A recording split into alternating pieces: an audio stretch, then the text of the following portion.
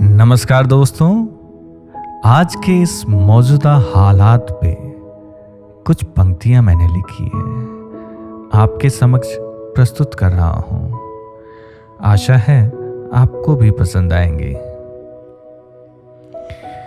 ये जिंदगी किस मोड़ पे लाकर खड़ा कर दी है हमें। ये जिंदगी किस मोड़ पे लाकर खड़ा कर दी है हमें। हमसे क्या खता हुई जो यूं लाचार कर गई हमें। हमसे क्या खता हुई जो यूं लाचार कर गई हमें। आज बाहर की हवा भी हो गई है कातिल।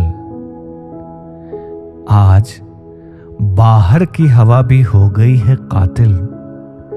इसलिए बस घर में बैठे रहो, बाहर जाके भी क्या करना है हासिल।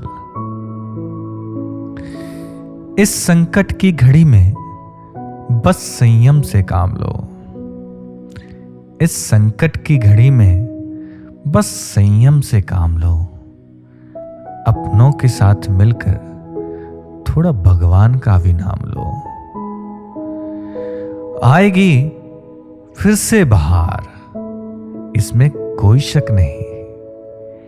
आएगी फिर से बहार, इसमें कोई शक नहीं। हमारी सारी खुशियों को कोई यूं छीन ले, किसी का कोई हक नहीं।